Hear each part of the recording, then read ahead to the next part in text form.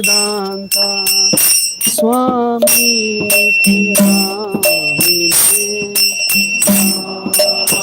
Om Vishnu Padaya Krishna Prasthaya Bhutale Srimate Bhakti Vedanta Swami Namine Namaste Saraswati Devi Gauravani Pracharine Nirvishesha Shunyavadi Ashatya Vishatharine Namaste Saraswati Devi Gauravani Pracharine Nirvishesha Shunyavadi Ashatya Vishatharine Jaya Shri Krishna Chaitanya Prabhu Nityananda Shri Advaita Gadadhara Shivasari Gaura Bhakta Vrinda Jaya Shri Krishna Chaitanya Prabhu Nityananda Shri Advaita Gadadhara Shivasari Gaura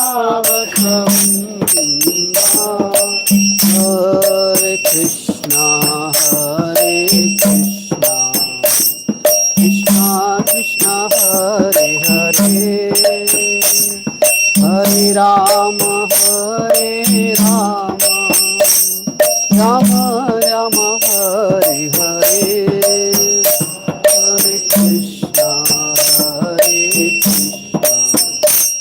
Krishna Krishna Hare Hare Hare Rama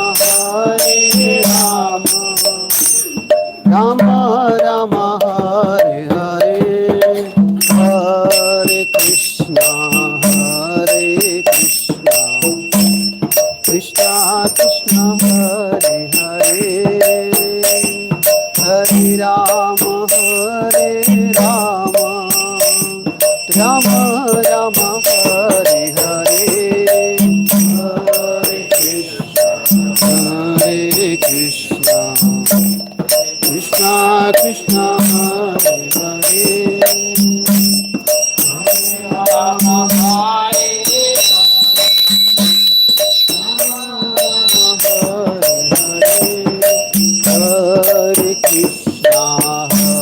Krishna Krishna Krishna Hare Hare Hare Rama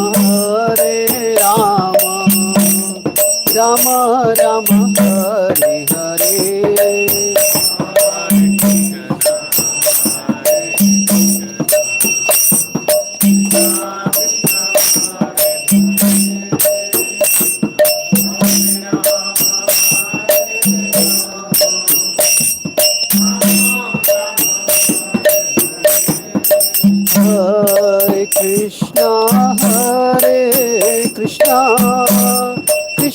Krishna Hare Hare Hare Rama Rama Rama Hare Hare Hare Krishna Krishna Krishna Hare Hare Hare Rama Rama Rama Hare Hare Hare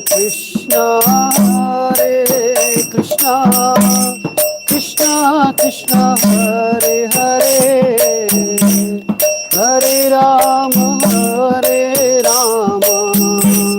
Rama Rama Hare Hare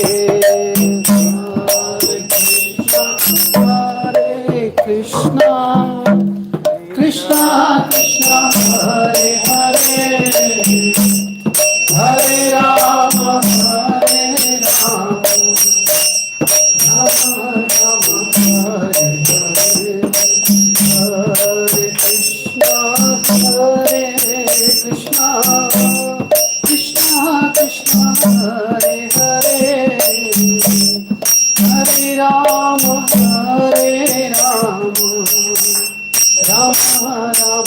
Hare Hare Hare Krishna Hare Krishna Krishna Krishna Hare Hare Hare Rama Hare Rama Rama Rama Hare Hare Hare Krishna Krishna Krishna Hare Hare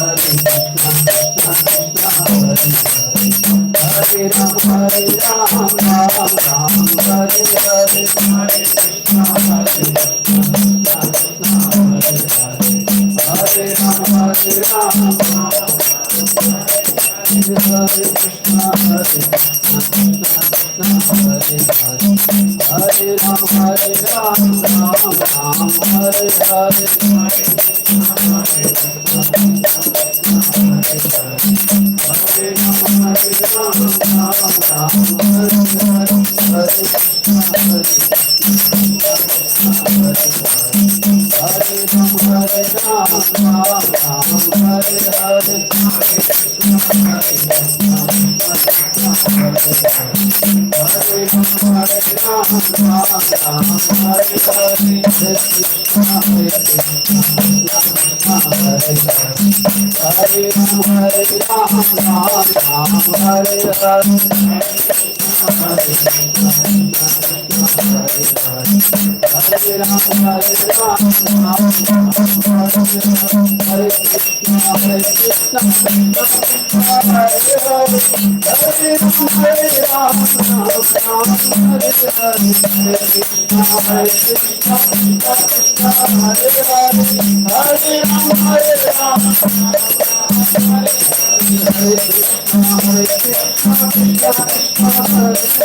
Krishna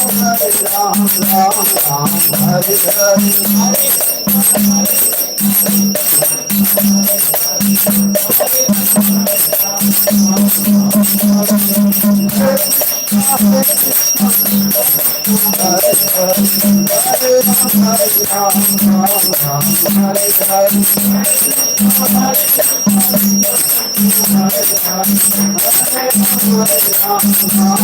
Rama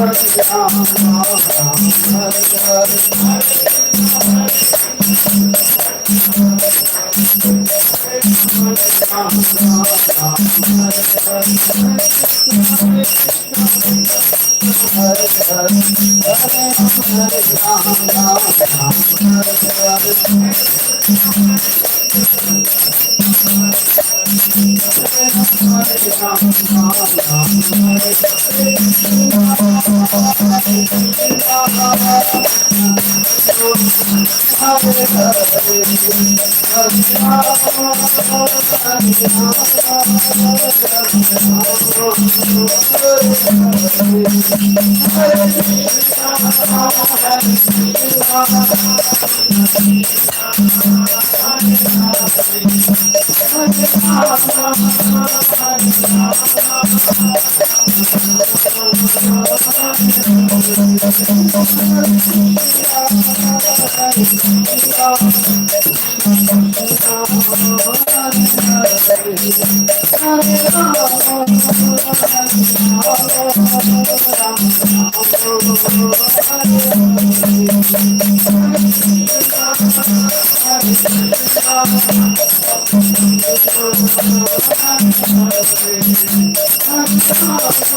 Hare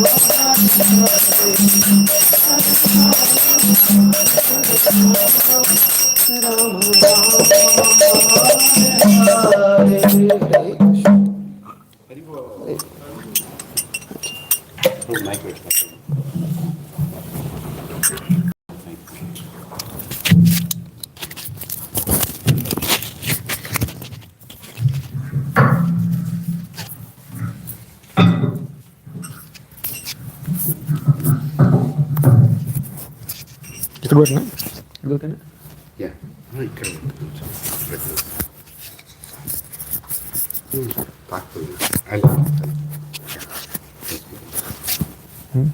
Matikan tempat lain.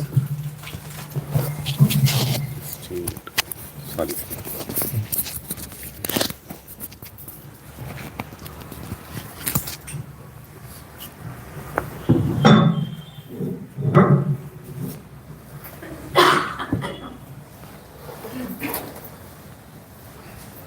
ఇది ఎక్కడ పెడతారా? Next table దూరం.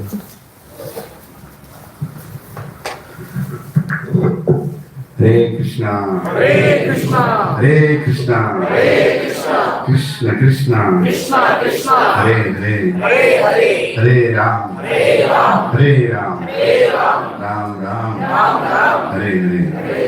So everybody is ready for traveling to many planets today.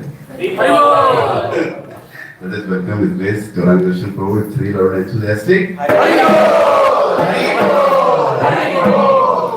Thank you for coming on time. We will start. Hare Krishna. हरे कृष्ण. जय राधा माधव कुंज बिहारी गोपी जन वल्लभ गिरिवर धारी.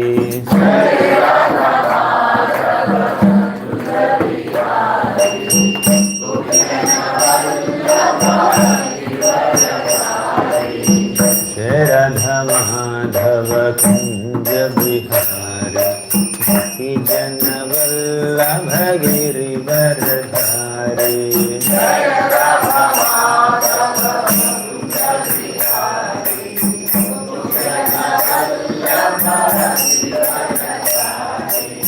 जय राधा माधव कुंज बिहारी गोपी जन वल्लभ गिरिवर धारी.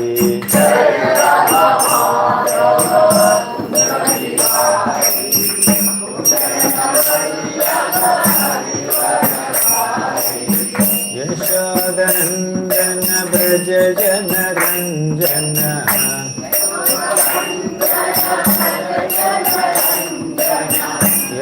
यशोदनंदन ब्रज जन रंजन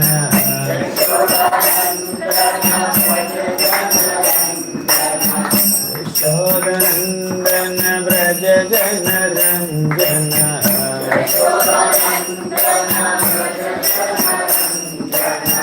यमुना तीरवनचारी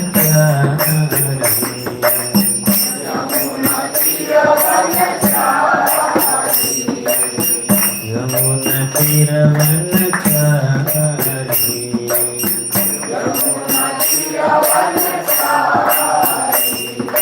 जय राधा माधव कुंज बिहारी गोपी जन वल्लभ गिरिवर धारी.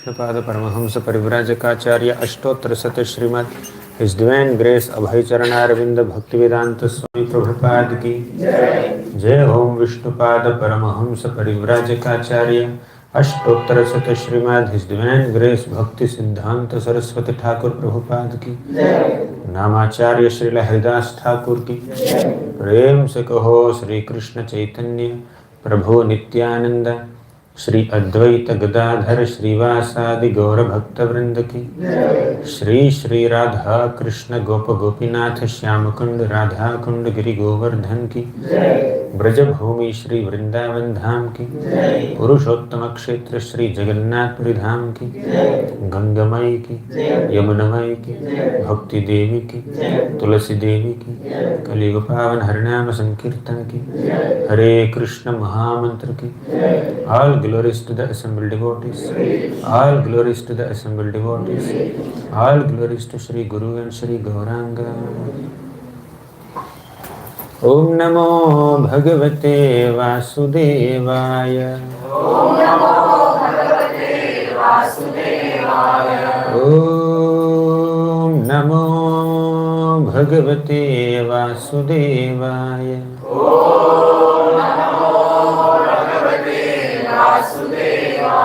Om Namo Bhagavate Vasudevaya. Om Namo Bhagavate Vasudevaya. Om Jnanatirandhasya Gnananjana Shalakaya Chakshurunmilitam Yena Tasmai Shri Gurave Namaha. Namo Om Vishnupadaya Krishna Prishthaya Bhutale Srimate Bhaktivedanta Swami Iti Namine. Namaste Saraswati Devi Gauravani Pracharini Nirvishesha Sunyavadi Aschakya Desatarini. Jai Shri Krishna Chaitanya Prabhu Nityananda Shri Advaita Gadadhara Shri Vasadi Gaura Bhakta Vrinda. Hare Krishna Krishna Krishna Hare Hare Hare Rama Rama Rama Hare Hare.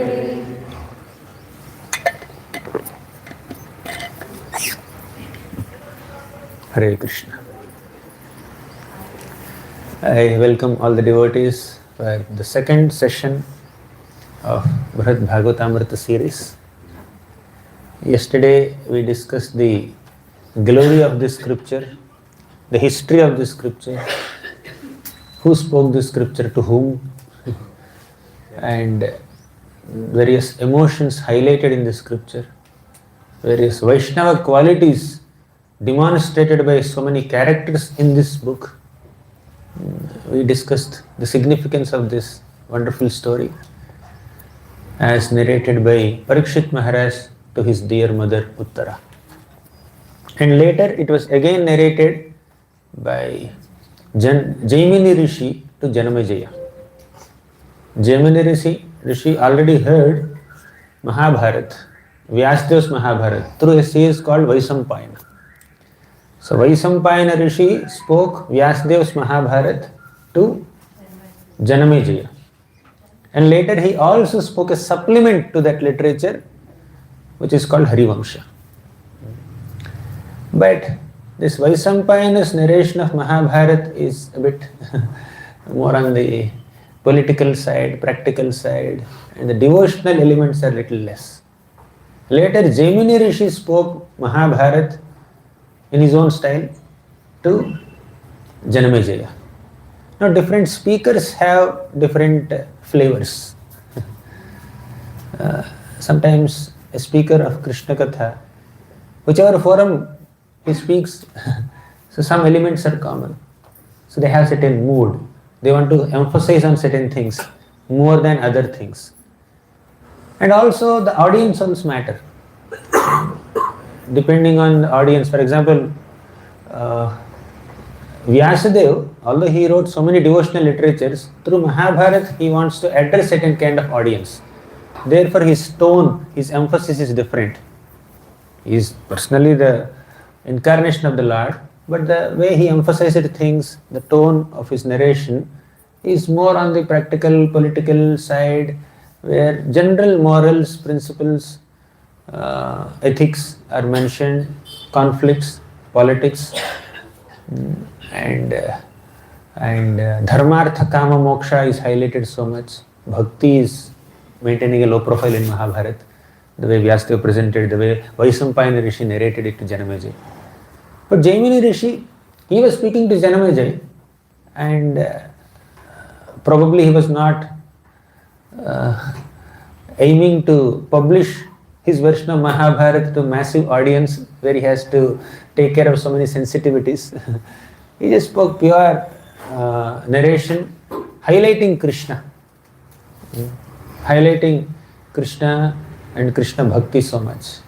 And Janamejaya naturally felt very enlivened, because one whose consciousness is pure, they relish pure narrations of direct bhakti.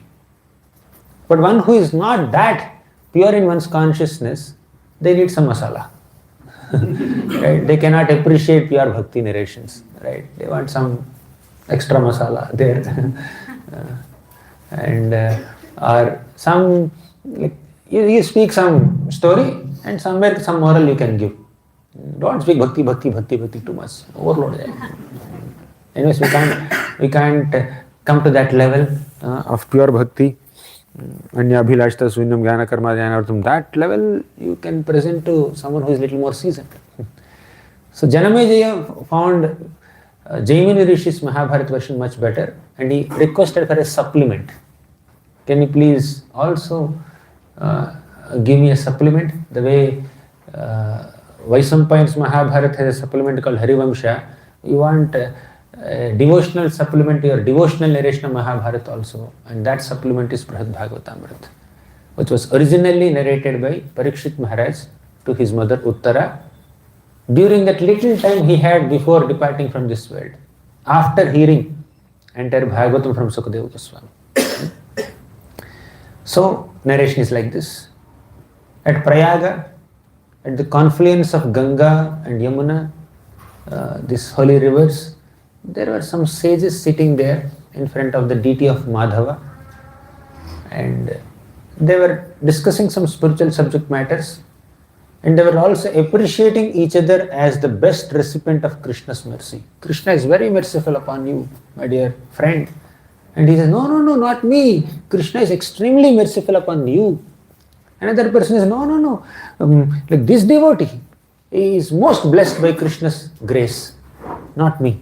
So like that, everybody is denying praise and praising others, transferring all their praises and glories to others, appreciating that other devotees are more fortunate, more blessed, and better recipients of Krishna's mercy than ourselves. If you think we have attained great mercy of Krishna, we have not attained. Of course, we have to be grateful. Gratefully, we should think that we received a lot of mercy, but we should not think we are the best recipients of Krishna's mercy. We should understand other devotees also are recipients of Krishna's mercy, in fact, better recipients of Krishna's mercy. And that's the mood in which these devotees, these sages were discussing amongst themselves. Then Narada Muni was observing them, standing at a distance.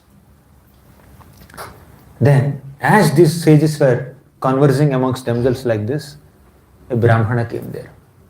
And this Brahmana is the spiritual leader of that community there.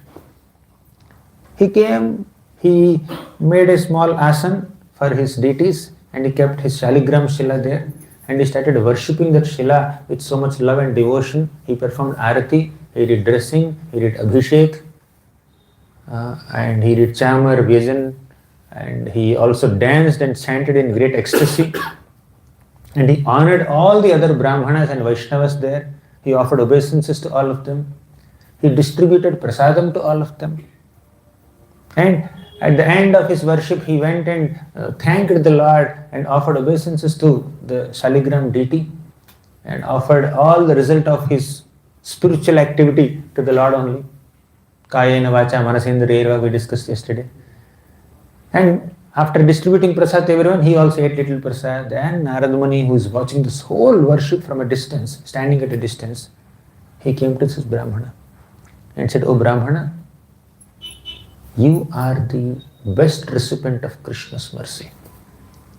Krishna blessed you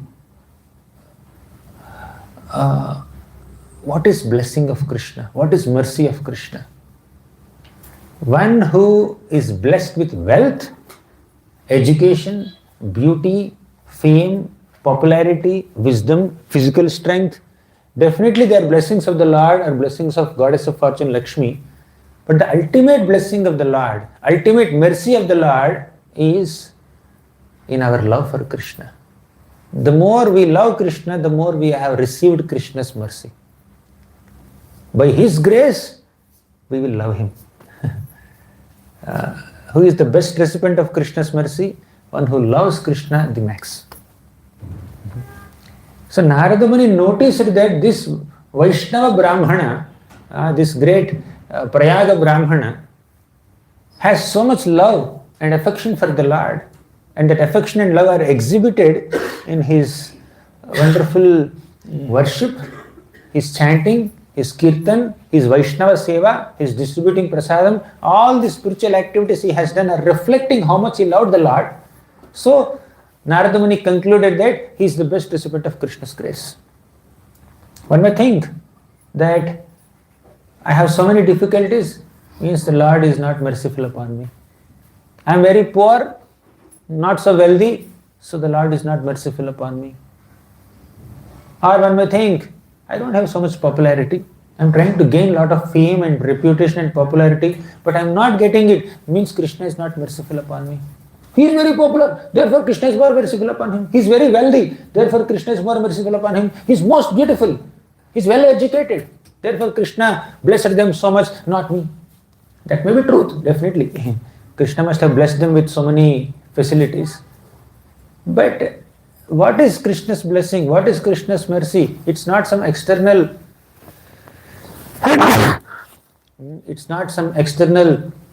wealth or education or fame or prestige or influence. It is love. How much devotion we have for Krishna. That devotion is a blessing of Krishna.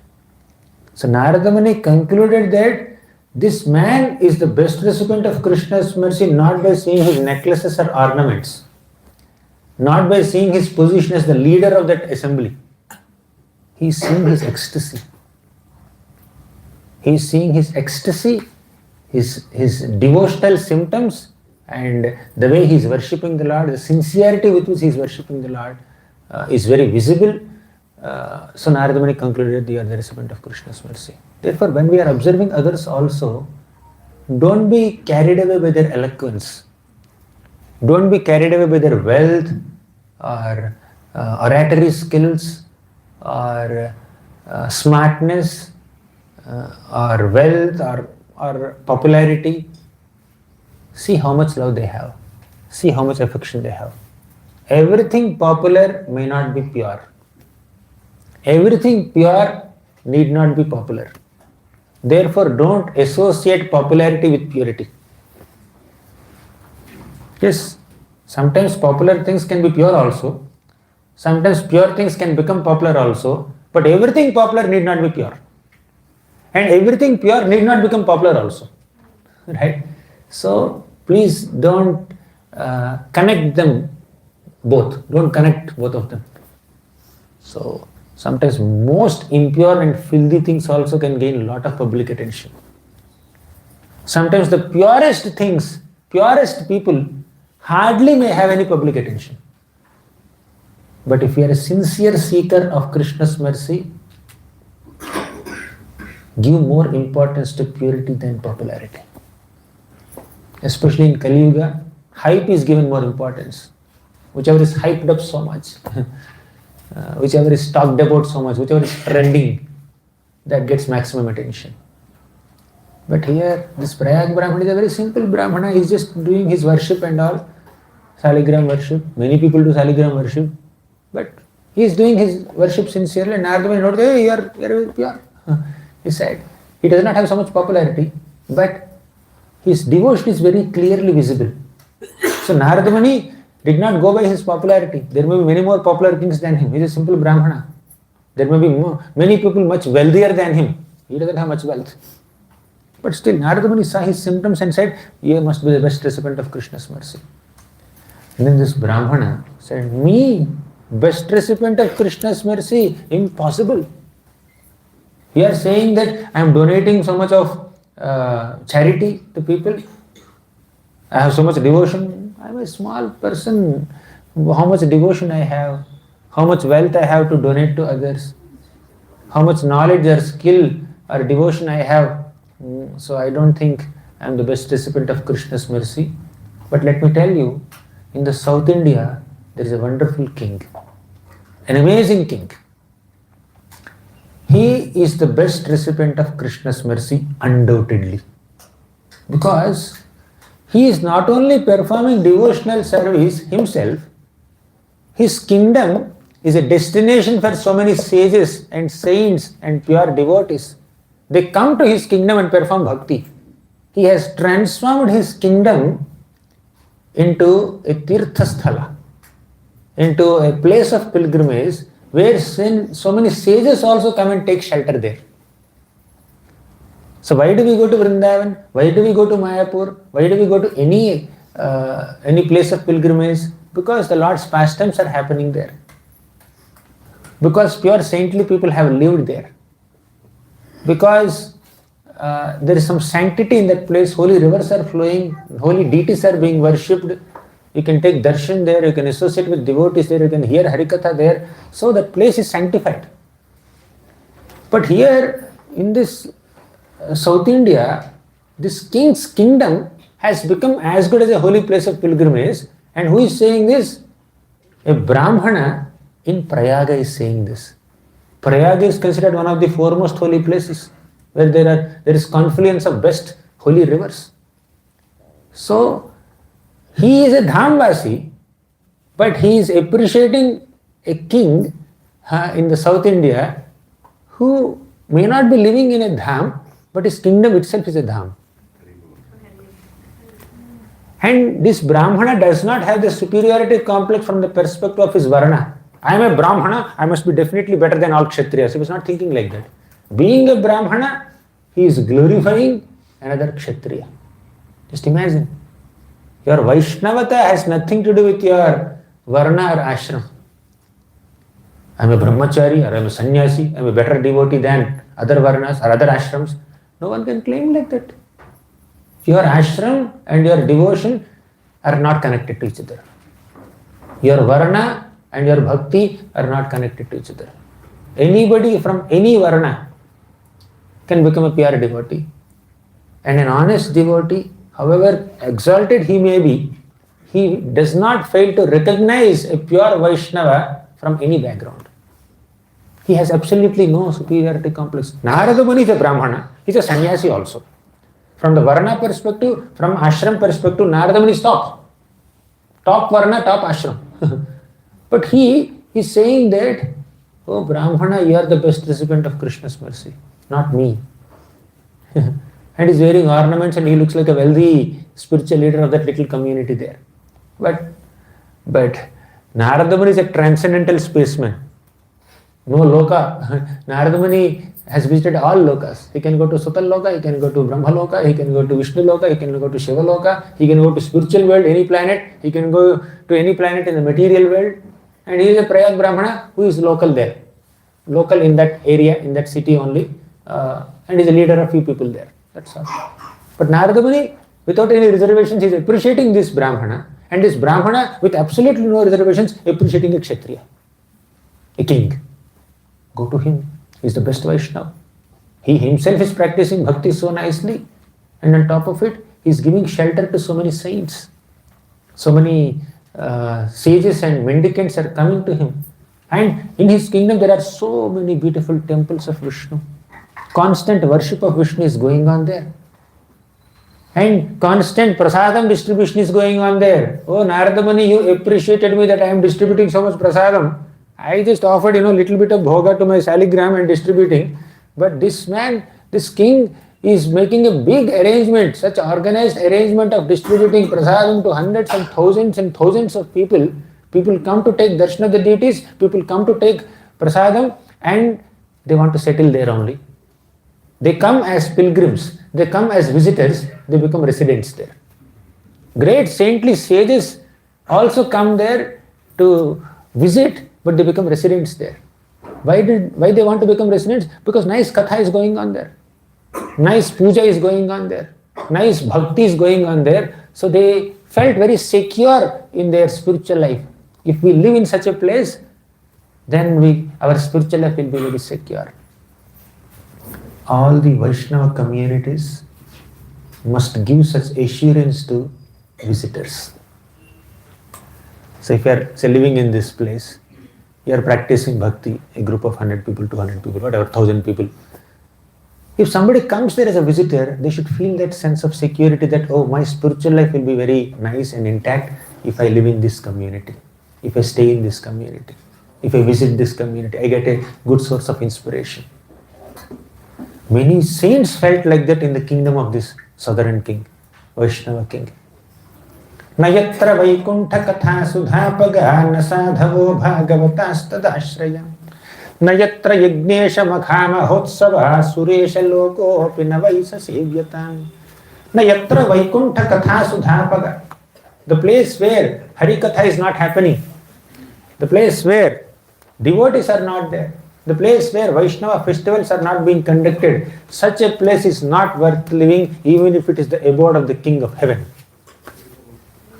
So what is the worthy place to live in? A place where Harikatha is there, a place where Krishna's devotees are there, a place where Vaishnava festivals are conducted. That's what this sloka is saying.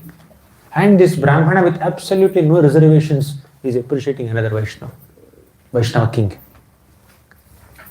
When we have reservations in appreciating other devotees, that's a symptom of envy. When there is envy in the heart, when there is pride in the heart, we cannot naturally simply appreciate the Vaishnava qualities of other devotees. There is some insecurity. If I appreciate him, if I glorify him, mera kya hoga? Maybe I will be seen little low in front of him. So let me not highlight him so much. Insecurity. But Bruhad Bhagavatamruta inspires us to give up that insecurity in appreciating other Vaishnavas. Bruhad Bhagavatamruta inspires us to give up whatever envy we have seeing other devotees. Sometimes when another devotee is doing nicely, preaching nicely, or teaching nicely, or singing nicely, or distributing books nicely, or managing nicely, we should appreciate them instead of feeling envious. Why is he getting so much of attention? Why not me? If that feeling is there, we are far, far away from Vaishnava culture. Or if some pride is there, oh, he is not as great as me, I am better than him, then also we don't appreciate. But this Prayaga Brahmana with absolutely no reservations is appreciating this Vaishnava king, southern king. And Narada is hearing this without any reservations. And by the way, this Vaishnava king is not an emperor. He is not a samrat. He is not the ruler of the whole earth at that time. Who was the ruler of earth at that time? Yudhishthira Maharaj. Parikshit already retired. Parikshit retired and he is hearing katha now. And he's speaking that katha. So he was quoting some incident that happened during Pandava's rule. So Pandavas were ruling the kingdom at that time. So he is the Chakravarti. Yudhishthira Maharaj is the Chakravarti, and he is this Vaishnava king is a smaller king, subordinate king. So and this Vaishnava king has so many palaces, so many temples. Right next to his palace there is a temple. Throughout the kingdom there are so many temples, but the worship in the temple next to his palace is extremely gorgeous. The worship standards there are very high. So this Vaishnava, this Prayaga Brahmana says that that temple which is next to his palace, so the temple is giving shelter to so many saints. Narada Muni, you must visit there. You must see the way people are performing bhakti there. You must see the way Lord Vishnu's deity is being worshipped there. And Acharyas describe that this Vishnu deity in the temple is as good as Vishnu himself. It's not like a generic statement. Generally any deity is as good as Krishna, Vishnu. But here, like the personal presence of Lord Vishnu is very vividly felt in the place, in that temple, which is next to his palace. You feel that you have come to Vaikuntha. You don't feel that I have come to some Vishnu temple. You feel that I have come to Vaikuntha. Those vibes are maintained like that. So there are so many saintly migrants, and the kingdom is also prosperous. So then the king is extremely prideless, and let's recite some shlokas. Tasyagre vividhair nama gatha sankirtanai swayam nrityan divyani gitani gayan vadyani vadayan. Tasyagre vividhair nama. This king personally performs sankirtan by chanting various names of the Lord right in front of the deity. And nrityan divyani gitani. He sings divine songs. He performs such divine dance, plays musical instruments also, although he is the king. And bhratar bharya sutair putrair bhrityatmaya purohitah bhrutya amatya purohitah anyestasva svajanaitso sakam prabhum tam toshayet sada. He is a Vaishnava, and his bhrata means brothers are Vaishnavas, bharya wives are Vaishnavas, sutay sons are Vaishnavas, putray grandsons, pautray grandsons are Vaishnavas. Then servants, ministers, priests, all the members in that entire kingdom are Vaishnavas. He is not just leader of that leader of that kingdom in terms of political considerations. He is the leader of the spiritual lives of all the people also there. So he always tries to satisfy the Lord, and he is exemplary in his character. He has great Vaishnava qualities like compassion, kindness, gentleness, respect, tolerance, satisfaction, humility, gratitude. Where did he get all these good qualities? By performing bhakti. Very beautiful shloka. Recite. Te te tasya guna vrataha Krishna bhakti anuvartinah Sankhyatum kati kathyante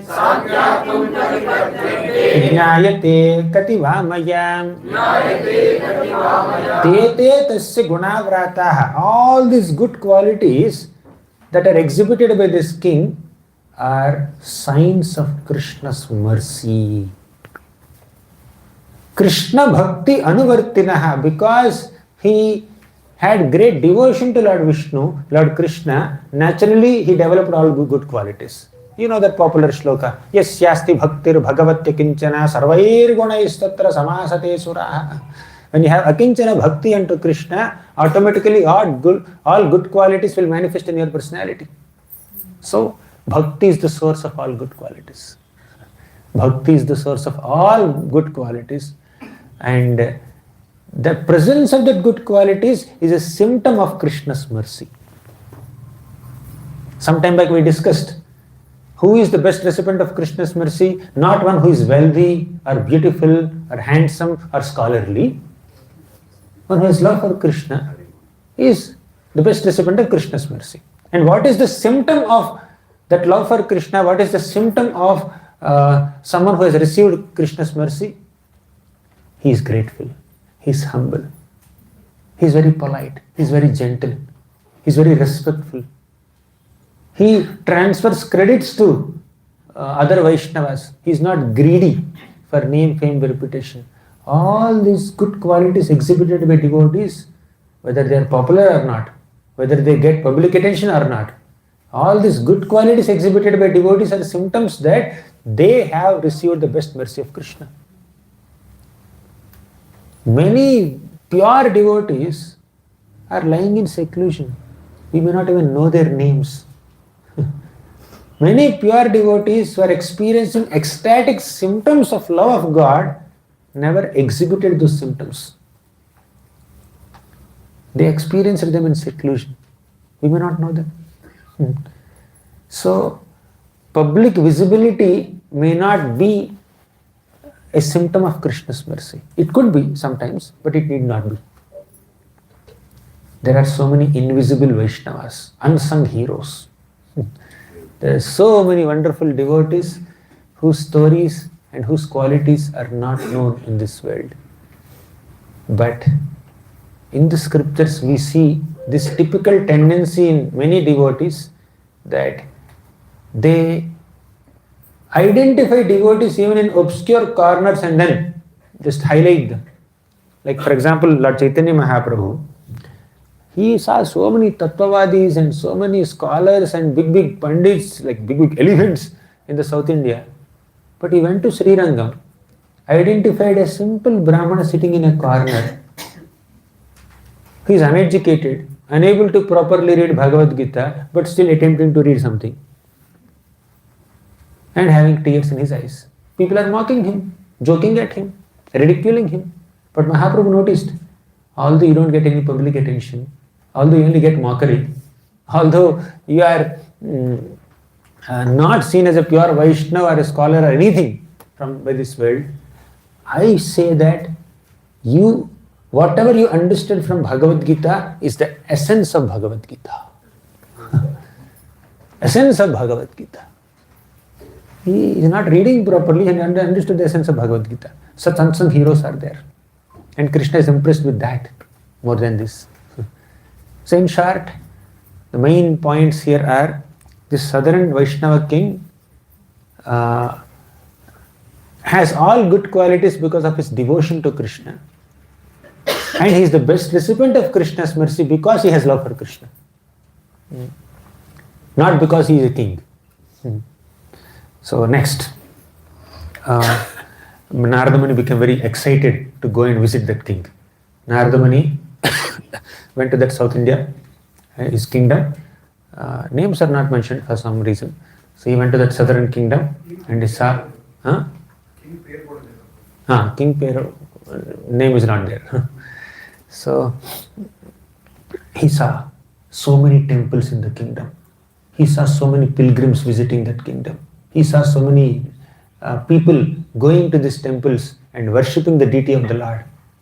And eventually he came to that popular temple which is right next to the king's palace.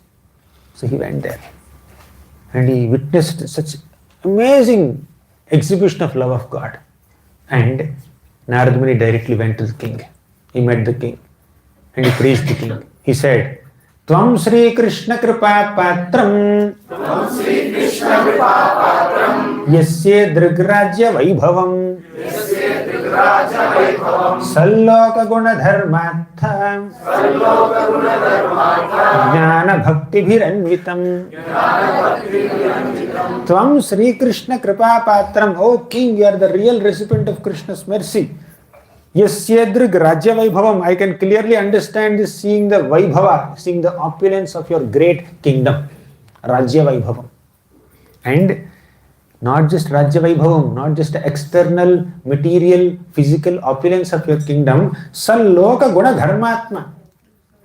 The residents of your kingdom, the citizens of your kingdom are endowed with guna, good qualities. Dharmatma. They understand dharma. They are very rooted in their dharma. Jnana Bhaktir Anvita. They are endowed with Jnana, deep spiritual knowledge, Bhakti, deep devotion. So they have Jnana, they have Bhakti, they have Dharma, and they have Guna, all good qualities. All these are symptoms of a good leader. When the leader is a pure Vaishnava, naturally all his citizens, all his followers also become Vaishnavas. A leader can take his followers only up to his level, not beyond his level. Some rare cases may be there, but if we ourselves have very limited knowledge, limited devotion, limited expertise, we cannot guide people beyond our level of devotion, our level of expertise. Right? So, this Vaishnava king himself is a pure devotee, therefore all his citizens also become good devotees. So when we are practicing devotional service while being in a leadership position, we are not benefiting only ourselves. We are benefiting 100 other people who are following us. Every single devotee here or anywhere is naturally responsible for one's own spiritual life and the spiritual lives of 10 other people, 100 other people. Our bhakti is not just our bhakti. Our dharma is not just our dharma. We are contributing to the dharma and bhakti and jnana and the entire spiritual life of many others around us. So this Vaishnava king is effectively fulfilling this responsibility. So Narada Muni praised him so much. And the southern king, let's see his response. When somebody appreciates us, this is how we need to respond. We learn from the non-envious attitude of Narada Muni in praising a king whose name is also not known, to us at least. He has no reservations. Although he is a pure Vaishnava, he made hundreds and thousands of Vaishnavas, but he has the humility to genuinely appreciate the Vaishnavata of another king. And that king, see his response. He felt very embarrassed. He felt very awkward. He felt very, very uncomfortable. No, me, not me. He says, Sarvabhaumo Munivaram Sampujya Prashrito Bravit. This Sarvabhauma spoke to this Munivaram. Sarvabhauma is this great king. He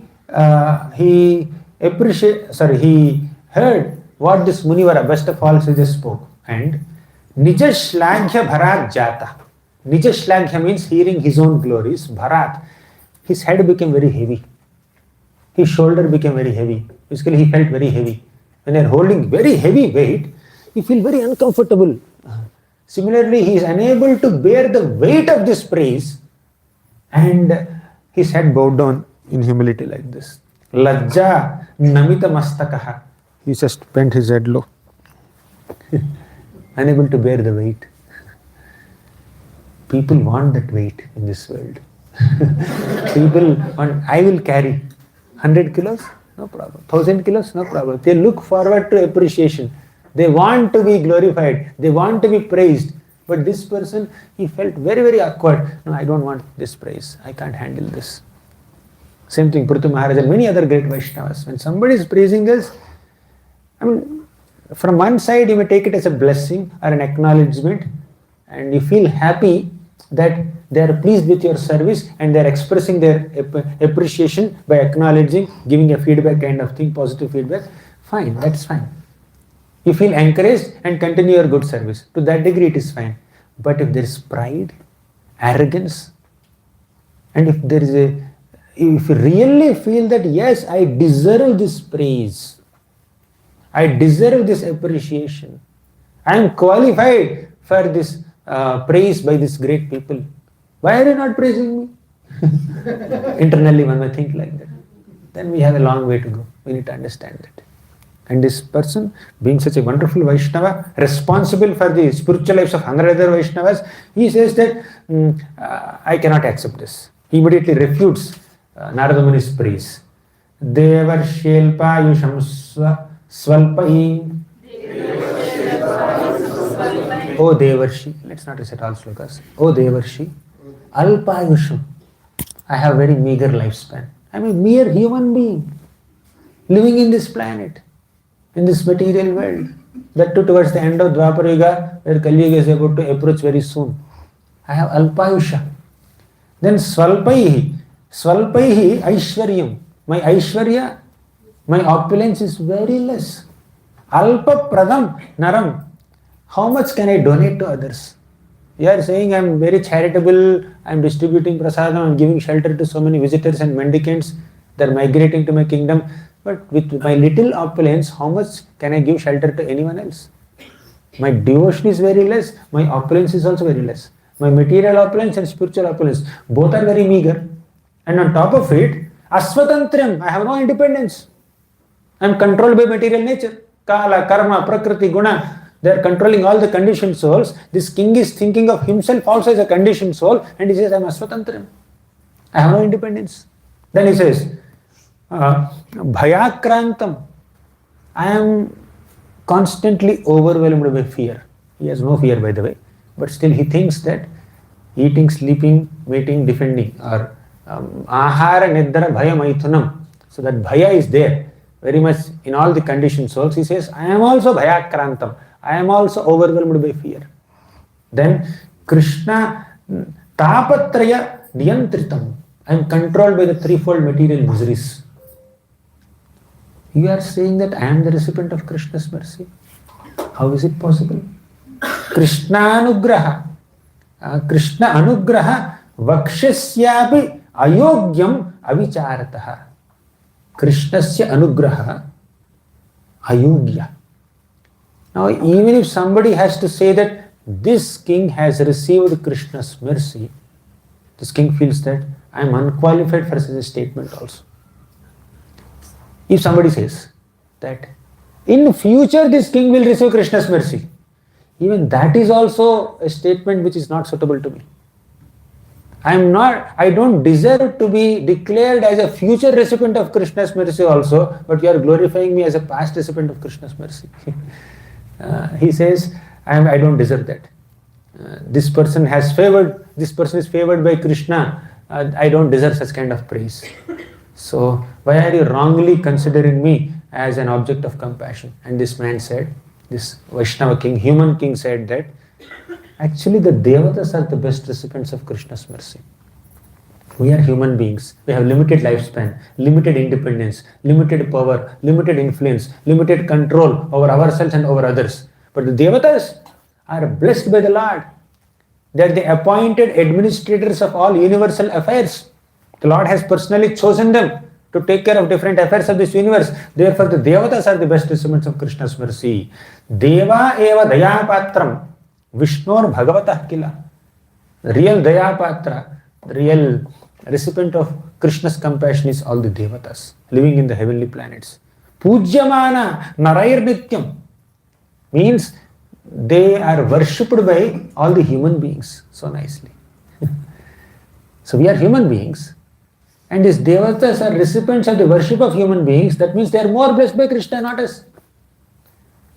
If we are speaking too much about demigod, too much against demigod worship, if we are not considering Devatas very great, let's hear these statements. So devotees, they may worship Krishna, they have to worship Krishna. They are enthused to worship Krishna. But that does not mean devotees have the license to disrespect or demean anyone, including the Devatas.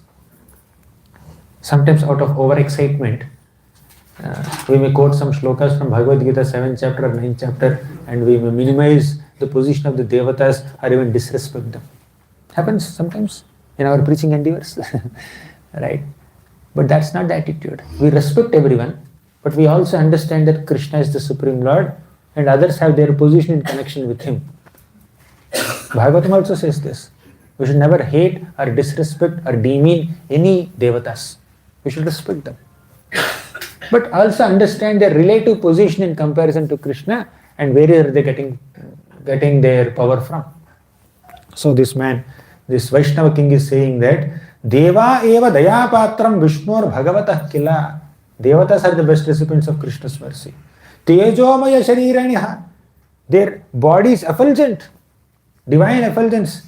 Then nishpapaha, they are sinless, therefore they are living in heaven. Sinful people live in hell. These are pious people, therefore living in heaven. They are fixed in goodness. Sattvaika, dukkha rahitaha. They are fixed in goodness. They are dukkha rahitaha, means they have no distress. They are always happy. Sukhinaha sada. And swachanda means they are very independent. We are dependent. We are not independent, but they are very much dependent. They are very much independent. They can travel the way they like. They can bless their devotees. They can grant the desires of their devotees. Their food is the immortal nectar that came from the churning of milk ocean. And they are beyond this death, old age and disease from a relative perspective. So they are beyond hunger and thirst. They enjoy nectar at their own sweet will. The Lord has personally orchestrated Samudra Manthan to produce nectar and offer it as a food to all these Devatas. So, please understand, Devatas are the best recipients of Krishna's mercy. And amongst all the Devatas, the best Devata is Indra, the king of all the devatas. You should go to him. We have heard a lot of things about Indra, but here is Bruhad Bhagavatamruta presenting some good things about Indra also. Even in Bhagavatam we see that Indra has done so many mistakes. Many Indras have done many mistakes, but that's not the only thing they have done. They have done a lot of service to the Lord also. If Indra is quote unquote so fallen, why would Krishna endeavor so much to reinstate that same Indra back in his position? He continued, because they are doing some service. So even if they do some mistakes, once in a while, and if the mistakes are popular also, mistakes are highlighted so much also, but still we should not fail to recognize their good service to the Lord. As this king is doing, he is glorifying Indra. He is the most distinguished of all the devatas. He is very free to curse somebody or bless somebody. He provides rain. He gives life to the universe. He rules this entire universe for 71 Divya Yugas. And his horse is Uchchaishrava, his elephant is Airavata, and his garden is Nandana. He just describes heavenly opulence. Now somehow by Prabhupada's grace we are introduced to more exalted Vaishnavas. But Bruhad Bhagavatamruta gives us an opportunity to gradually now go through the glories of devotees of different standards of devotion, different degrees of devotion. So we can directly speak about gopis. Why are we going through this progression? But this progression gives us so many lessons and will allow us to appreciate and respect everyone wherever they are in this devotional hierarchy. In this great devotional hierarchy, some may be at this level, somebody at this level, somebody at this level, somebody at this level, but all of them are on the path of devotion only. Their devotion is evolving, or it's already evolved to some degree where it doesn't require any evolution further.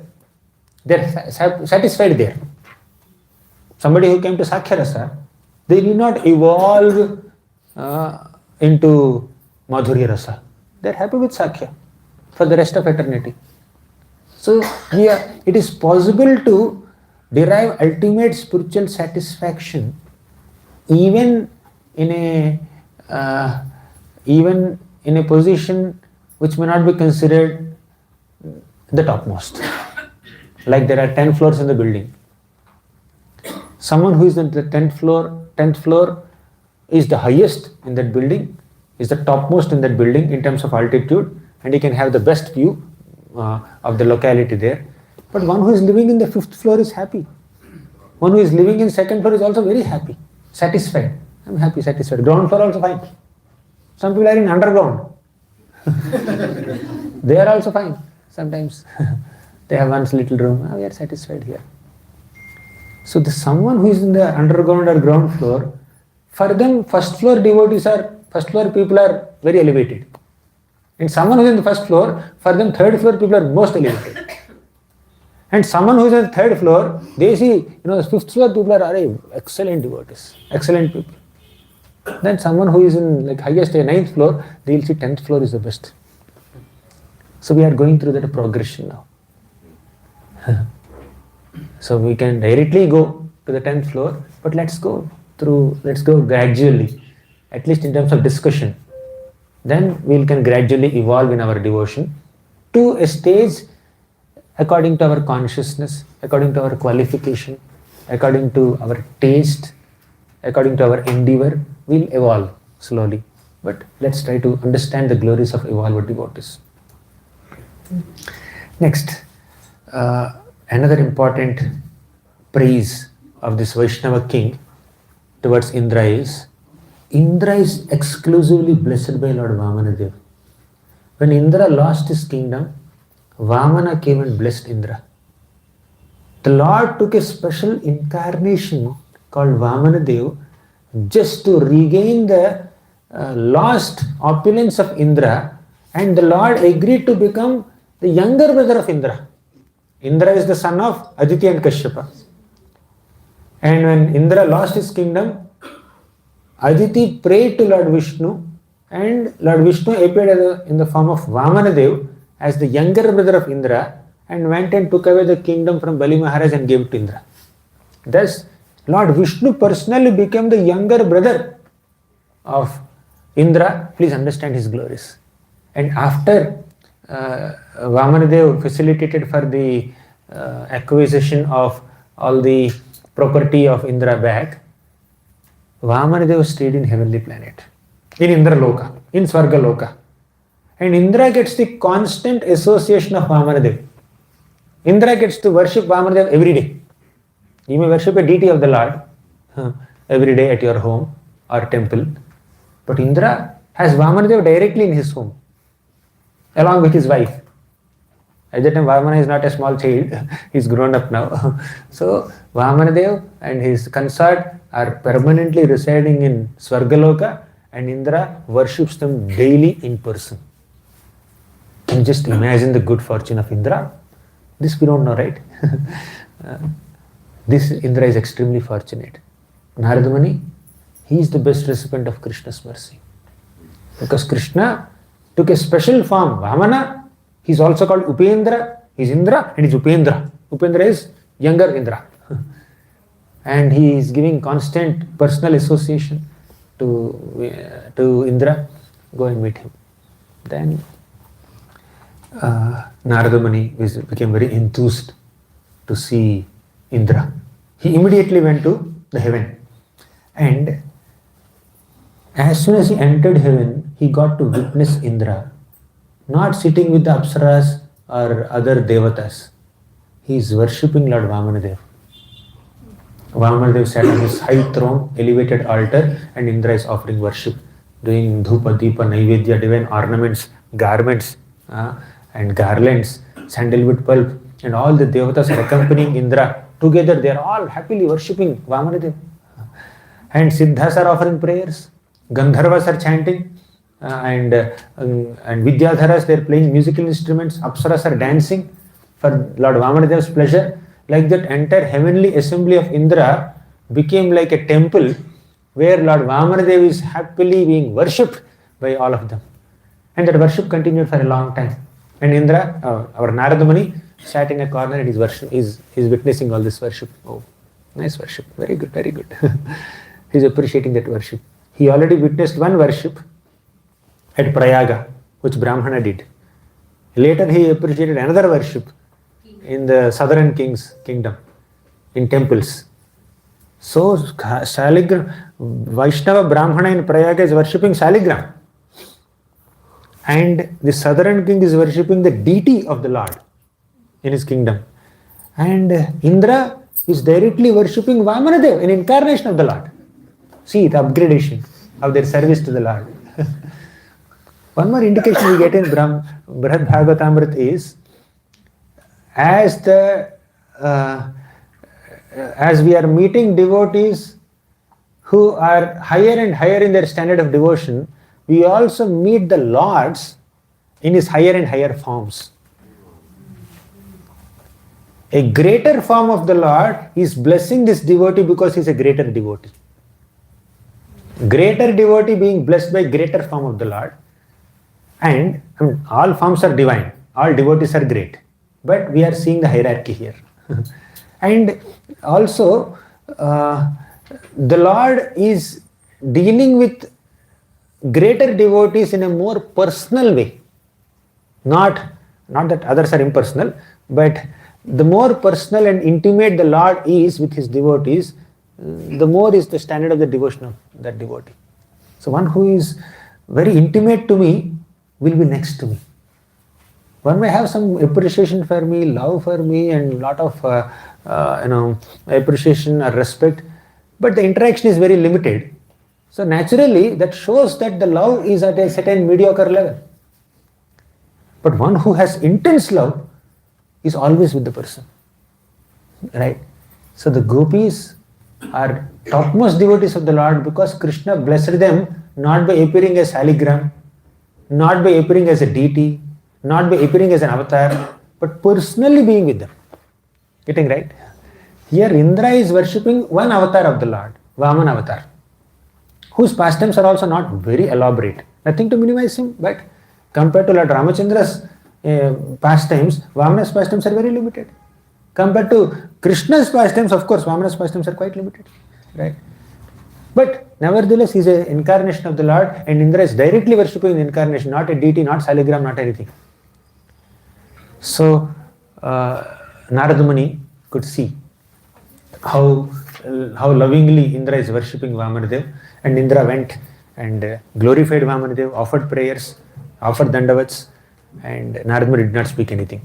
He just silently standing there, just witnessing. Because he felt it's very inappropriate to go and have a discussion with Indra when worship is going on. So worship is over. Then Vamanadev went back to his quarters in Indraloka. Vamanadev has a residence in Indraloka. He went there to take rest or do something else. Then Indra is back to his heavenly assembly to attend to the needs of all the devatas. And he saw Narada Muni. Oh, Narada Muni, welcome to Swargalok. Please come and have a seat. And they had a discussion. Then Narada Muni said, Indra, you are so wonderful. The Supreme Lord in his incarnation as Vamanadev is directly residing in your home, in your abode, and you are getting to worship him on a daily basis like this. You are the best recipient of Krishna's mercy. Narada Muni declared. And Indra felt very surprised. Me, best recipient of Krishna's mercy. What are you saying? What happened to you? Suddenly you are coming and speaking. See, many times in different other Puranas or even in Bhagavatam also in certain cantos, you see the discussion happening more on a managerial level amongst the devatas. When some sages visit the devatas, or devatas and Indra and Brahma, they all visit Vishnu, or Indra visits Brahma, it's more on a managerial plane. The discussions are about some action, some problem that needs to be addressed. But in Bruhad Bhagavatamruta, you don't see managerial discussions at all. You only see personal interactions with Krishna in the center. These are all pure Vaishnava discussions. Narada Muni did not go to address any problem that's happening in some planetary system in this universe. Indra, you should come and address this problem. It's purely happening on a personal note. That's how Bruhad Bhagavatamruta helps us or facilitates our Vaishnava relationships also.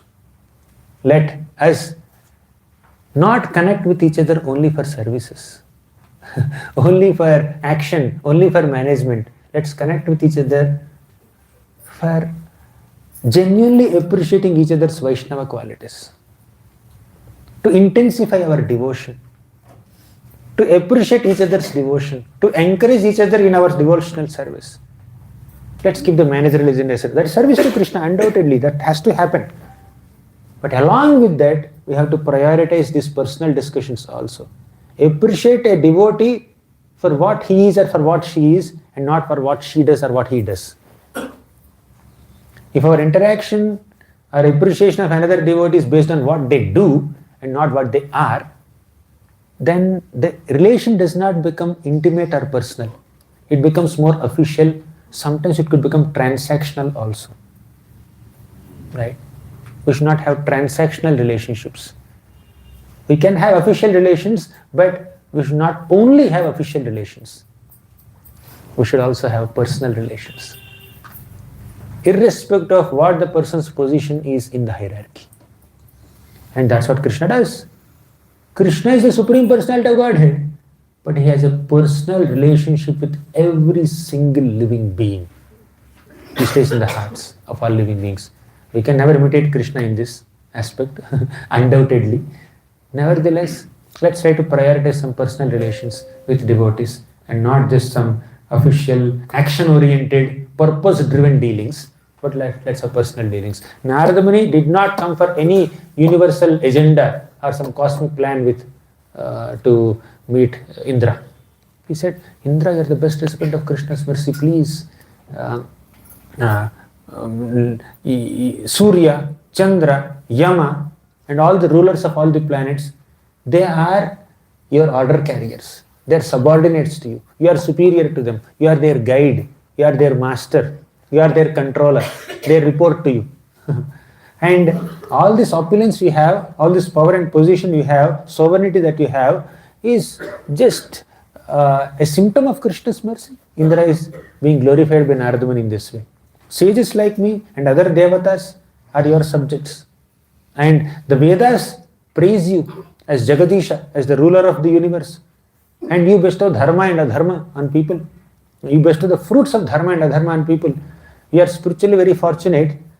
Apart from all your material opulence and position, Lord Narayana became your younger brother. He became Upendra. And he respects you.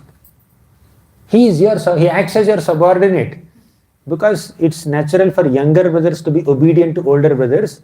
Lord Vishnu, who took the form of Vamana or Upendra, he becomes your younger brother and he submits to you. You become his boss. He submissively follows your orders. If you want him to go and beg the kingdom from Bali, he will do it. If you want him to accept his worship, he will do that also. So because you have more intimate and personal bonding with the Lord, you are definitely one of the best recipients of, you are the best recipient of Krishna's mercy. Then Indra says, Narada Muni, why are you joking with me? Maja kyun kar rahe? Why are you overly praising me? Are you not aware how many hundreds of times that we devatas have been defeated by the demons? We are defeated by the demons. And you are praising me so much that Vamanadev stays with me in my planet. He appeared for me as my younger brother from my parents. Please understand, he appeared as the son of Aditi and Kashyapa, impressed by their devotion, not my devotion. So it's very clear. My father told my mother to perform Pumsavana Vrata. Sorry, Payovrata. Payovrata. And my mother did for like a fortnight, for about 12 days, 11 days, she drank only milk and she worshipped Lord Vishnu. And in reciprocation with her devotion, the Lord appeared as her son. And I happened to be her elder son. That's how Vamanadev happened to be my younger brother. Not that he came as my brother. So his being the son of Aditi is a greater fact than his being the younger brother of Indra. Please understand this. Like Lakshmi Devi is the mother of Brahma, but she did not give birth. She happens to be the wife of the father of Brahma, therefore she is the mother of Brahma. What's the relationship between a son and father's wife? Naturally mother. Right? So Brahma has to say, this is my father's wife, my mother. But Lakshmi Devi did not give birth to Brahma, but she is definitely Jagannatha, undoubtedly. But similarly, Indra says that Vamanadev is my mother's son, is my father's son. Thus he is my brother. Right? So he is impressed with the devotional service done by Aditi and Kashyapa and became their son out of their compassion, because they prayed that we should be reinstated in our positions as the heavenly rulers. Therefore, to bless them, he did some favor to us. It's not a direct favor. Right? Many times we go on the Kshir Sagar to offer some prayers, begging for his assistance. He is not visible only. He doesn't give darshan only. Sometimes he'll send a wireless message. Sometimes he'll send a voice note. Never a video call. So Indra is saying that you are calling me as the best recipient. Of course, sometimes some of these devotees express their frustration with the Lord also. He is not giving any mercy like that. It seems like complaints, but it also has a lot of humility in that expression. I am not the best recipient, he is the best recipient. Because the Lord's attention for me is very limited, but the Lord has given more attention to these devotees. He is more personal with these devotees. He values their emotions more than mine. So that way, every devotee is happily acknowledging the glories of other devotees. He says that even though the Lord has done so many favors to us, but please understand, those favors are a kind of deception. The Lord has taken away the post of Bali Maharaj and gave it to me. The primary reason for the Lord's descent is to bless Bali Maharaj than to bless Indra. Isn't it? In the 8th canto of Bhagavatam, it's very clear. As soon as Lord Vamanadev appeared as the son of Aditi and Devaki, Aditi and Kashyapa, he did not say, "Where is my older brother Indra? Let me meet him." He did not say that. "Where is Bali Maharaj conducting his sacrifice? Let me go and bless him." For Lord Vamanadev, meeting Bali is more important than greeting Indra. So he directly went to Bali, very enthusiastic to offer blessings to Bali Maharaj. So Indra says, no, we are saying that I am blessed, but I am not blessed. My parents are better. Bali Maharaj is better than me. He admits that. And when Bali Maharaj took over my post, I almost died out of hunger and thirst, because Indra and all the devatas survive on the sacrificial oblations offered by Brahmanas and human beings. And no more sacrifices, no oblations. And whatever sacrifices and oblations are happening, they're happening in the name of demons and not in the name of devatas. So Indra was starving. He says, I am starving. And whatever favor the Lord has done, it's a very embarrassing favor. Of course, I could not defeat Bali Maharaj and get my kingdom. So the Lord appeared as my brother. He could have defeated Bali and then given my kingdom back to me. He could have fought on my behalf. But the Lord, instead of fighting on my behalf, he went and cheated Bali Maharaj by begging him 3 steps of land, and in a very cheating way, embarrassing way, he brought that kingdom for me. Like, for example, say you want some pizza, right? You asked your friend, dearest friend.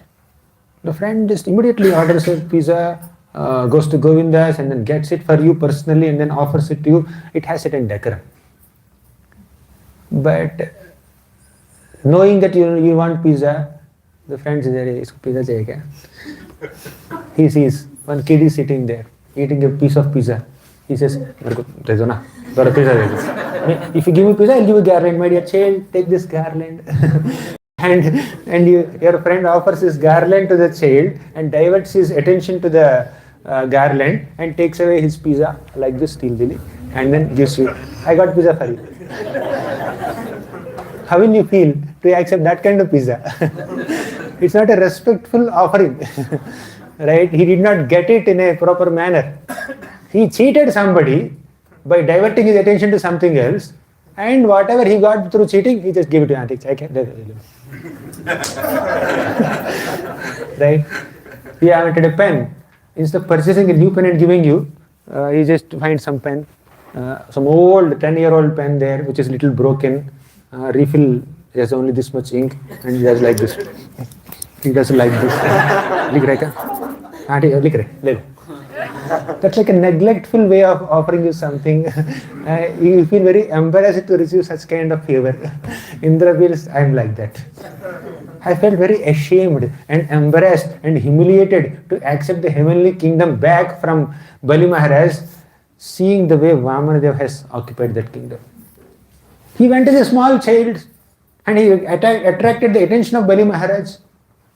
And he said, "I want 3 steps of land." And Bali Maharaj said, "Take more."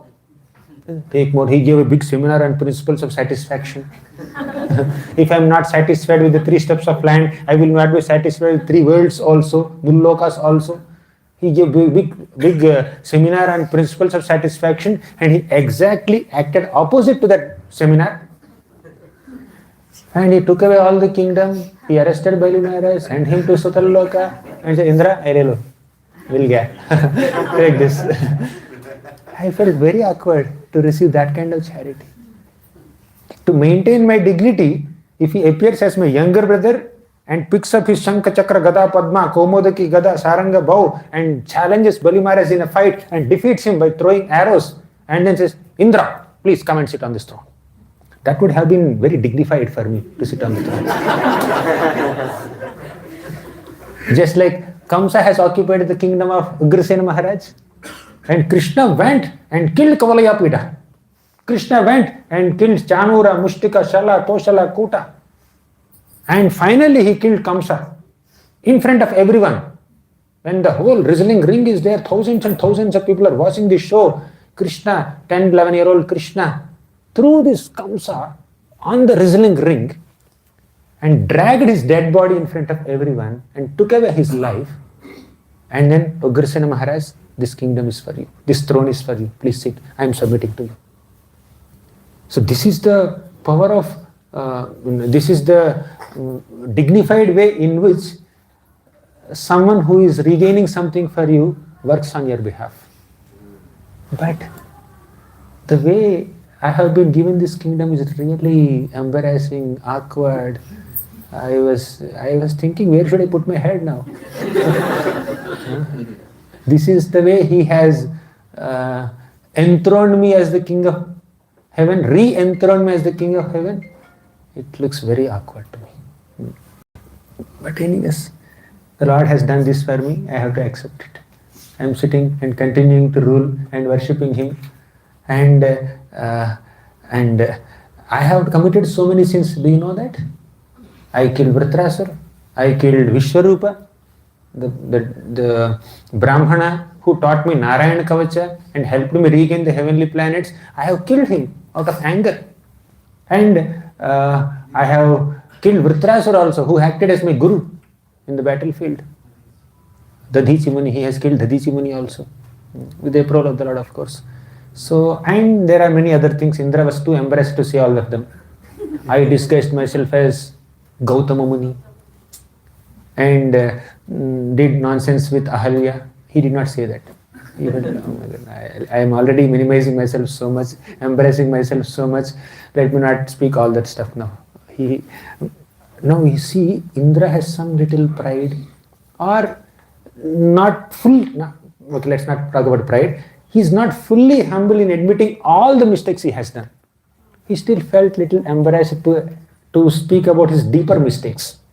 Right?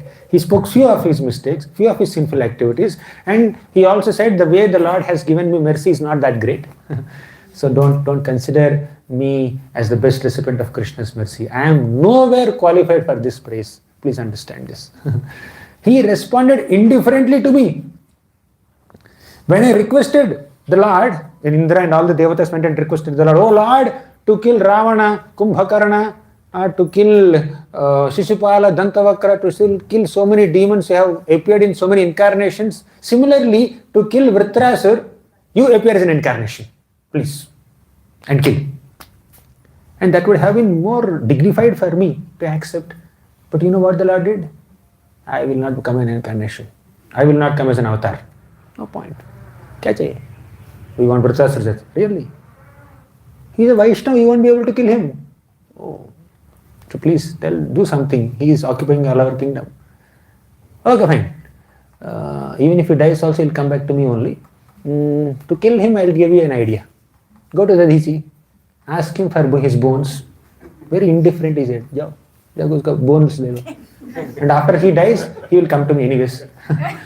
So when I went to take some assistance from Lord Vishnu made my problem as an opportunity to bring two of his pure devotees back to Godhead.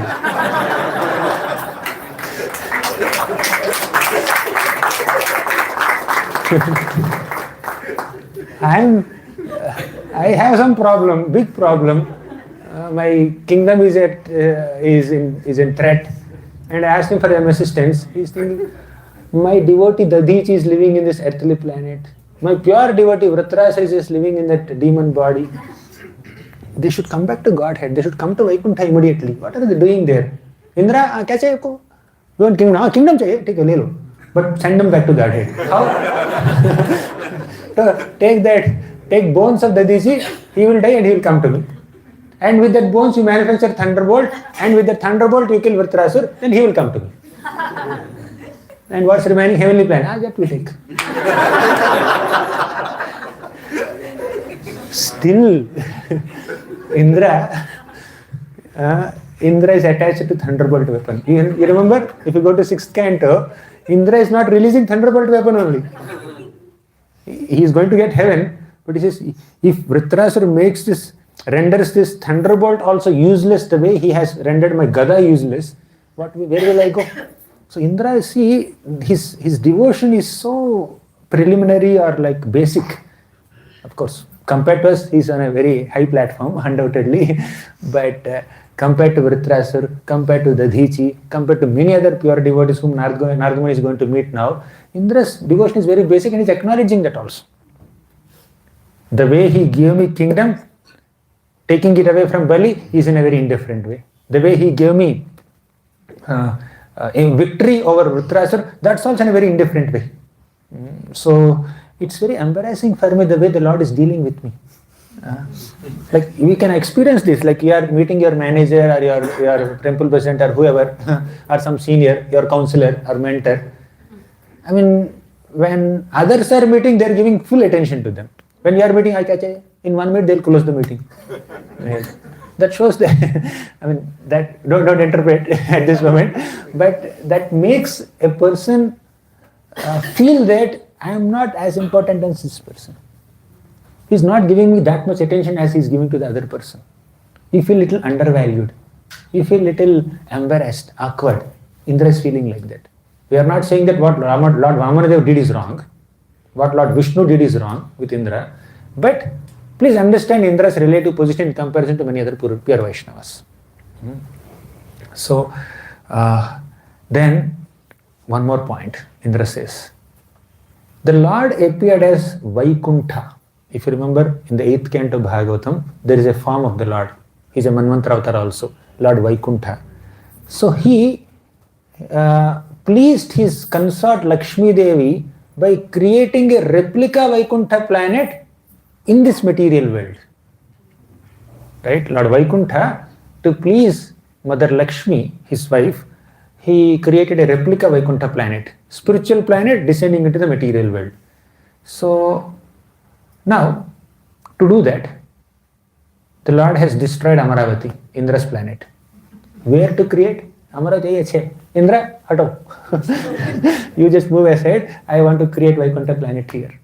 So by destroying Indra's capital Amaravati, the Lord Vaikuntha has created a new Vaikuntha planet, and thus he became very popular as Ramapriya. Rama is goddess of fortune, Lakshmi Devi. He became Ramapriya, and the planet he created also became Ramapriya. So the Lord was so indifferent to me. He did not prioritize me. Why is it so? Because of Indra's background only. This is Eva Atmakritam Vipakam. So he accepts our worship only on the strength of our parents' devotion. And his way of delegating the heavenly responsibilities to all of us is very deceptive. He made me kill Vritrasura, and I am the winner, and he is the loser, and the loser gets Vaikuntha, winner gets Svarga. Right? He gave me heavenly kingdom, and he took the person who is killed by me into Vaikuntha. So he is merciful to me or him? And he gave me heavenly planets by taking away all the heavenly planets from Bali Maharaj, and he became his doorkeeper. So the Lord gave more mercy to Bali or me? Indra feels like that. And we are saying that Lord also lives in Swargaloka receiving a worship. We are not sure where he is. We are not sure. Sometimes he is visible here. And whenever he is visible, we offer worship also, that too formally. And he says, okay, let me just go. He disappears. He takes that worship, 5-minute arti, then he disappears from where? From this place, and he goes to earthly planets sometimes. Now he is living as Krishna in his original form in Dwarka. Sometimes he is in Vrindavan. It's bewildering to me. See, from a heavenly perspective, from the heavenly time scale, whatever Krishna does on this planet happens very quickly, super quickly. There, 1 day is our 6 months. When Krishna is growing up, like he stays 125 years in this heavenly planet, that's like very small time frame for Indra there. So he feels that the Lord is like super fast and he's going to different places. He's not even telling me also. He's traveling everywhere. And you are saying that he resides here. So I don't think he is merciful. He gives any value to me in giving me any attention or giving me any update of his upcoming activities. We are unsure where he lives. Sometimes he's on Svetadvipa, sometimes in Dwarka, sometimes in Mathura, sometimes Hastinapur, sometimes fighting somewhere, sometimes humbling me while these things are going on also.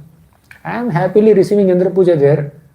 While living as a little child in the Vrindavan, he noticed that I am proud. And he orchestrated an incident in such a way that my Indra Puja is cancelled permanently. Right? No, Indra did not interrupt Krishna's pastimes in any way. Indra is happily doing his activities. But he has some pride. While sitting in Vrindavan, Krishna noticed that Indra has become proud. Let me humble him now. He stopped Indra Puja. Then Indra created disturbance. Krishna provoked Indra and then Indra created disturbance. Indra did not voluntarily come and create disturbance like other demons. Right? Why? Indra is very, very proud. So let me humble him. That from one perspective, Krishna is caring for Indra. But from another perspective, Krishna is humbling Indra, humiliating Indra, insulting Indra. He is making him unfamous or whatever. So Indra is feeling like this, and he says, if you really want to meet the best recipient of Krishna's mercy, it's not me, it's your own father Brahma. Then he glorifies Brahma like anything. How he glorifies Brahma, we'll see tomorrow. Thank you very much. Shri Bruhad Bhagavatamruta ki jai, Shri Prabhupada ki jai. Any questions? Or do we have time for questions? Yeah. Mike.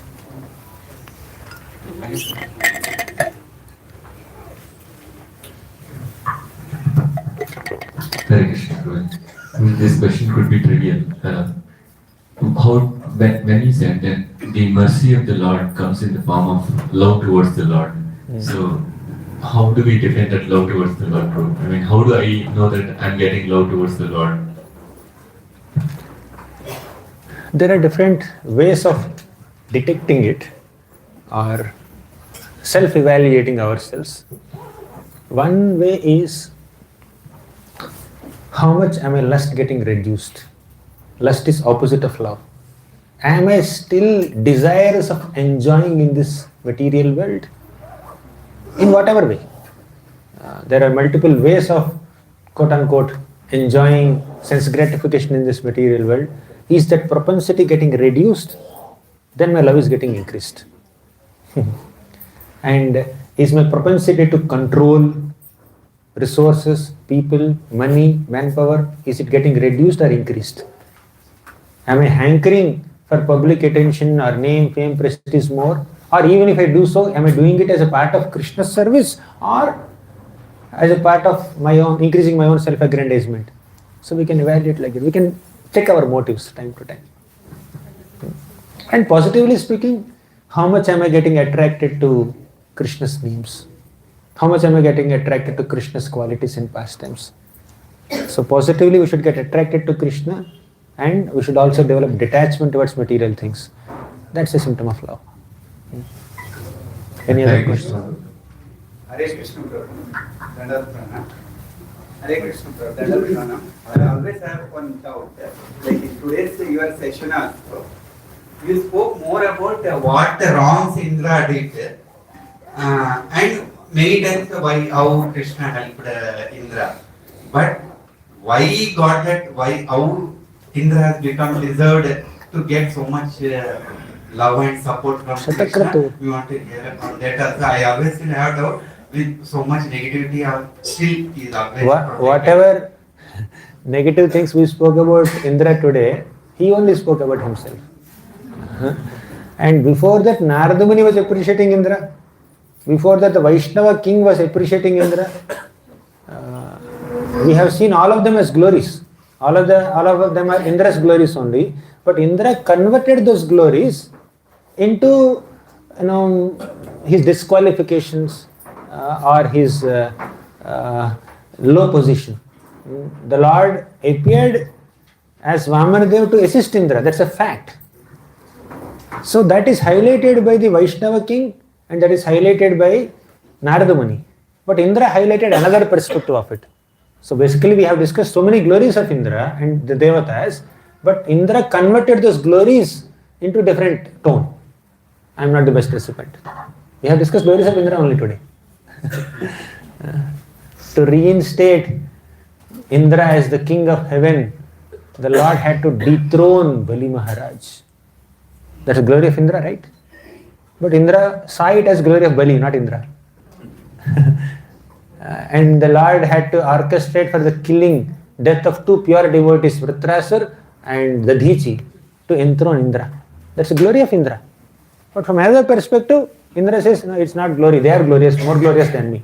So Indra is being humble in minimizing his position. But they're actually glories of Indra because the Lord has given that much attention. The Lord did not do this for you and me. He did for Indra. That means Indra is great. Hare Krishna. Oh, here, okay. Prabhuji, you talked about personal discussion and talked about that appreciate the devotee what they are.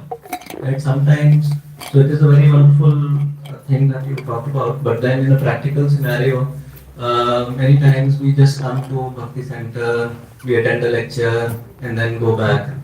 And sometimes in the social media or WhatsApp, we see what others devotees are doing. Okay, what they are, we may not see. So how we can actually see what they are and not just what they're doing? We need to understand our own limitations also.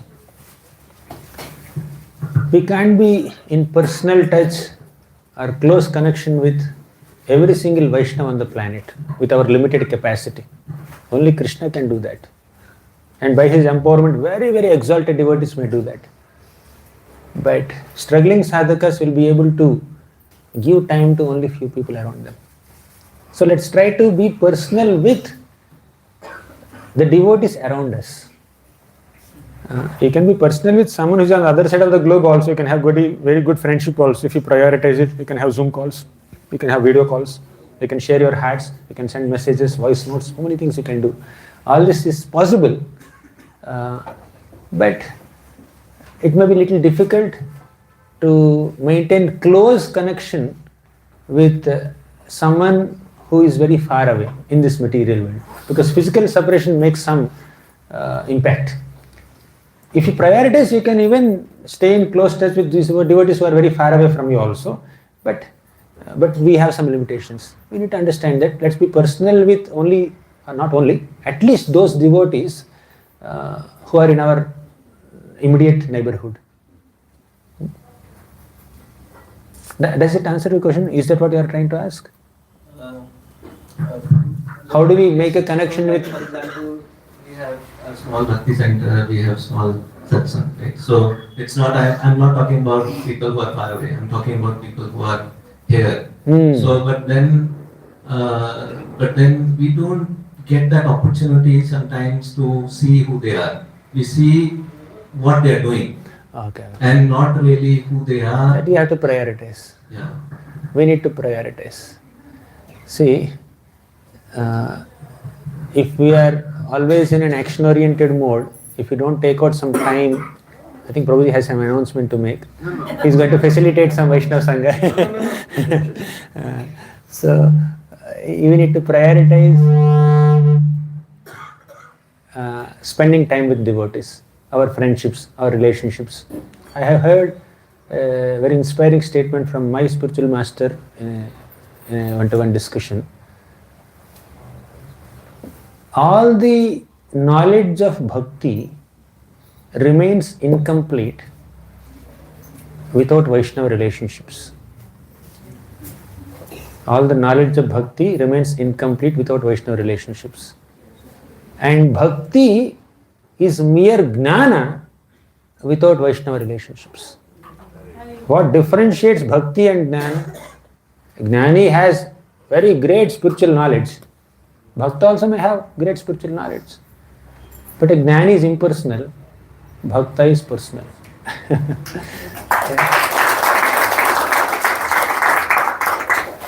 Being personal means spending time with devotees, working together with them. Of course, you should not compromise on your services, but we need to balance our services in such a way that we are there for each other, physically, emotionally, spiritually. Let us support each other. Let's be for each other. Let's serve each other. Let's love each other. Let's be affectionate towards each other. Let's not be overwhelmed by others' mistakes, but let's try to recognize their good side and try to be there with them to the best of our ability, best of our capacity. So Vaishnava relationships must be prioritized. Yes, Prabhu. No, I was just going to say that get to know me more, you'll not come to Bhakti. So better stay away. This is like Indra, the Vaishnava king, and Prayag Brahmana minimizing themselves, although others are glorifying him. Yes, Prabhu. Hare Krishna, Prabhuji, Dandavat Pranam. Thank you for the beautiful class, Prabhuji. I have one question regarding the point that Bruhad Bhagavatam helps to reduce envy in us. So we all know that the definition of envy is feeling resentment that something great happened to someone, but also is it envy that if you're happy for someone but internally upset that it didn't happen to you in terms of Krishna's mercy, and if so, how to deal with it? We can discuss about this on the 5th day, where Uddhava feels envious. Uddhava feels transcendental jealousy towards the Vrajavasis. And this envy is not material envy that we have amongst ourselves or materialistic people have amongst themselves. This quote-unquote envy or matsarya or jealousy is a symptom of the intense greed that a devotee has for attaining Krishna's special mercy. I often give this example about envy. Yashoda Mata was rendering such wonderful motherly services to Krishna. She is bathing Krishna, dressing Krishna, decorating Krishna, feeding Krishna, making him sleep, and whatever mother has to do, she is doing with intense prema for little Damodar, little Krishna. Seeing her, all the motherly gopis of Vrindavan had intense appreciation. It's not envy. It may seem like envy. Mother Yashoda is only serving Krishna. We also should get to serve Krishna. They're having that feeling. They're happy for her. They appreciate her. They assist her. They go and spend more time. They spend more time in her home than in their own homes. They serve Krishna more than their own kids. But still, they had a desire to personally, directly serve Krishna the way Mother Yashoda is serving. Then Krishna appeared in the form of their own kids during Brahma Vimohana Leela and gave them that opportunity. Right? So, if you are not envious of another devotee on a material plane, but are appreciative of another devotee's good fortune and are aspiring to receive that similar good fortune in your life, Krishna will definitely bless you with that. But if you are envious and trying to pull others down, then Krishna will not bestow that fortune to us. You should be happy for the devotee, and there's nothing wrong in aspiring for similar happiness in your own life. Okay. Thank you. Your last question. Hare Krishna, Prabhuji, Dandavat Pranam. My questions are not philosophical, just a little out of curiosity. The Vaikuntha planet that you said, which after removing Amaravati. So is that Shweta Tripa? Is it the same? There is one Vaikuntha planet above Brahmaloka. Shweta Dvipa and this Vaikuntha are the same, I don't know. There is one more above Brahmaloka. Correct. Okay. And that is where Shiva, ocean. That is there in Shweta Dvipa, that is Dhruvaloka. Above the lower three planets. Yeah. Bhur Bhuva Swaha. So above Svargaloka there is Dhruvaloka. That Dhruvaloka is below Maharloka, Janaloka, Tapaloka, Satyaloka. So this is one Vaikuntha. There is one Vaikuntha above Brahmaloka also. Oh, Dhruvaloka is also separate. Dhruvaloka is Shweta Dvipa, same. I know, but that is also a Vaikuntha Loka. Shweta Dvipa is separate. Shweta Dvipa and Dhruvaloka same. Because in the Goloka chant, Shweta Dvipa is like a left low, it is shown separately. Dhruvaloka is shown separately. And there is no Loka above. As far as my little understanding of cosmology goes, that Shweta Dvipa and Dhruvaloka, they are together, they are same. Okay. But I'll confirm. Showing as the left side. Okay. That one. Another thing is that We need to ask Pavaneshwar Prabhu for this. Yeah. He's the boss. Prabhuji, about the Lord taking incarnation, like you said, Vamadev is always available in Indraloka. So usually we hear that Lord He's in takes- Sutala Loka. as the doorkeeper and in Swargaloka for receiving Indra's prayers and everything. And they, for Lords, usually takes incarnations, and once the purpose of incarnation is over, goes back to the Vaikuntha Lokas in the spiritual world, right, and stays in his respective planet. So what happens to Vamandev? Does he go back to? And so my question is basically that goes back to Vaikuntha Loka after pastime is over, and what happens after the 71 Chaturyugas and the Indra changes? When Indra changes, whether Vamanadev continues to be there or not, I'm not sure. Okay. And when the Lord stays in this material world, in some planet, in some loka, for some reason, that's a part of a pastime. And you may not find him doing so many things there. For example, we will see in the next Lord Mahapurusha, an incarnation of the Lord, Sahasra Sirsha, he stays in the Brahmaloka and he constantly receives worship from Brahma also. The way Indra is worshipping Vamana in Swargaloka, similarly Brahma worships Lord Mahapurusha in Brahmaloka. But the only two activities that Mahapurusha does in Brahmaloka are eating and sleeping, nothing else. So Brahmaloka residents are conducting some sacrifices. Mahapurusha eats the oblations, he'll go to sleep. That is Yoga Nidra. And next sacrifice, he'll come, eat and then sleep. Eating, sleeping, only two things. So, Always there, they're always there. They don't go back to Vaikuntha Loka. they can be there also, here also. Expansions. Expansions. The Lord's presence is everywhere. Thank you. Hare Krishna. Hare Krishna. Krishna Krishna. Hare Hare. Hare Ram. Hare Ram. Ram Ram. Hare Hare. So let us once again thank the place Gauranga Prabhu for giving such enlivening, such a sweet class on Bhagavatamruta with three learned enthusiastic.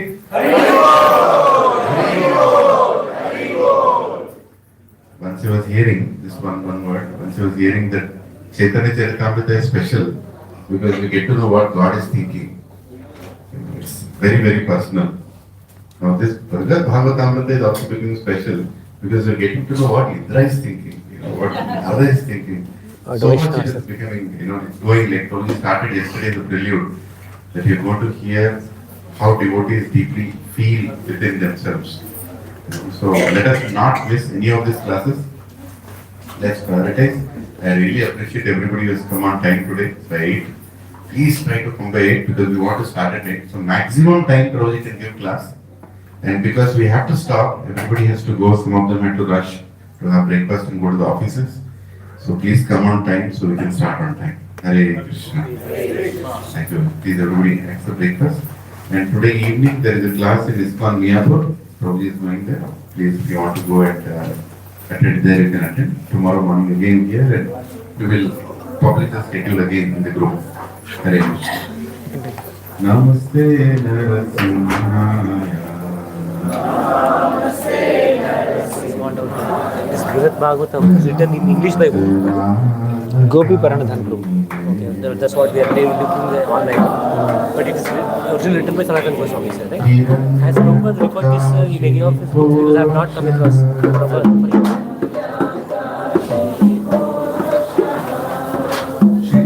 Saturday we are having a session in Zenith occasion Saturday evening. Tomorrow he has given a topic of how to get worshipping deities, how to get a real feeling of worshipping Lord by worshipping deities made of wood or metal. That was the topic.